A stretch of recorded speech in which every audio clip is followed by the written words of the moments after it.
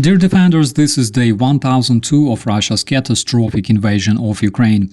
The Russian terrorists hit Ukraine with experimental ICBM.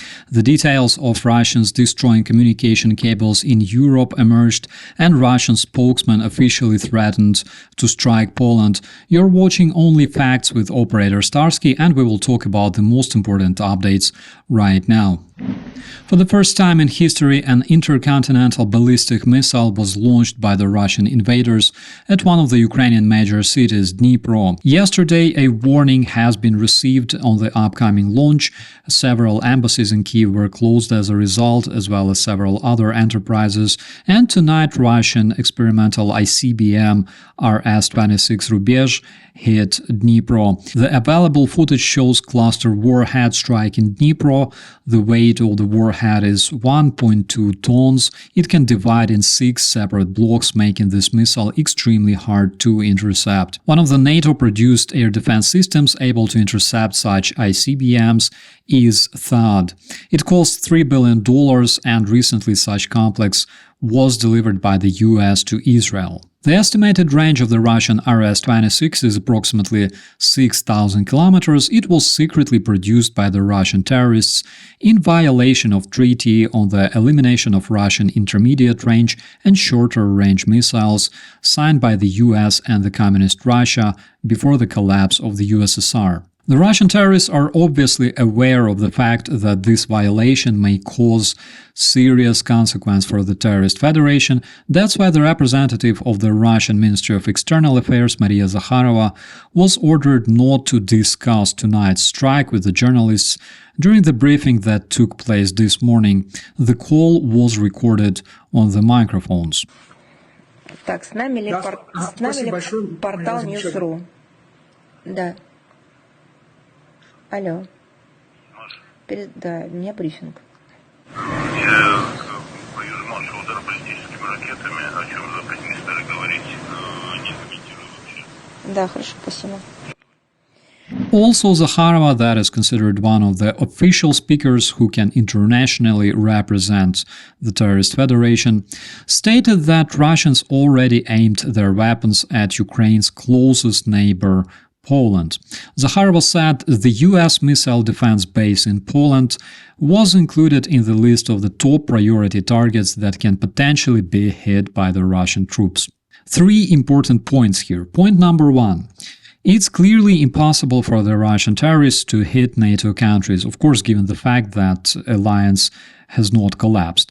And unless Poland quits NATO, which is absolutely unlikely to happen in the nearest future, the terrorists will only be limited to spreading empty threats.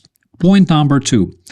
Considering extreme anxiety among some of the supporters of the American isolationism regarding the possible escalation with Russia, such empty statements can potentially justify the possible withdrawal of the American soldiers from Europe. Of course, this will only benefit Kremlin, that wants to get rid of its American adversaries in Europe and make the European NATO troops much weaker. And point number 3. Armed with the Western hesitancy, terror Russia can escalate literally as much as it likes.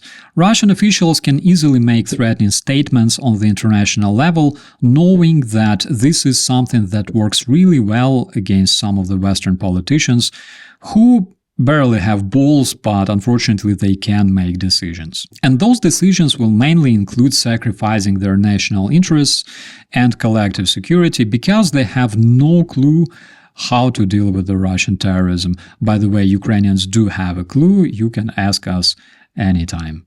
And speaking of avoiding escalation, yesterday we talked about the European internet cables that were mysteriously ruptured and the possible connection between this sabotage and the increased activity of the Russian submarine fleet in the area. It was reported that the Russian reconnaissance ship Yantar has been spotted in the close proximity of the undersea cables operating drones.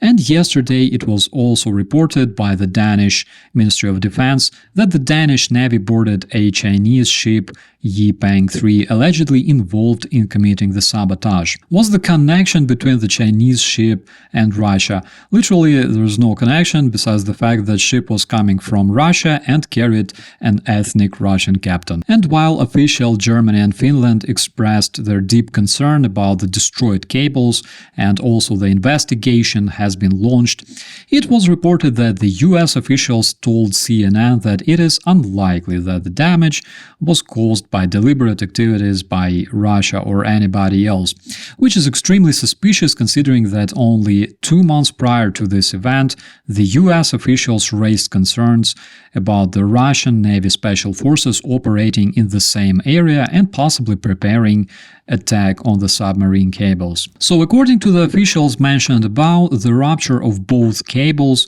which happened in different places within 24 hours, could be caused by a ship accidentally dragging its anchor over the seabed, which is something you often see happening, my friends. A vessel happily dragging its anchor and, by the way, keeping enough speed to be able to rupture not one, but 2 cables within 24 hours, and magically missing all other cables and pipes laid on the seabed. Personally, I have only 2 explanations. It's, either David Copperfield was on board because obviously magic has been involved in this accident, or we observe a severe case of legendary Sullivan's cope and de-escalation. But maybe I'm wrong. Of course, my dear friends, please tell me in the comments if this can be the case. With that, my dear defenders, I wish you all a beautiful day. Let me know your thoughts in the comments. I'm Operator Starsky. As always, be safe.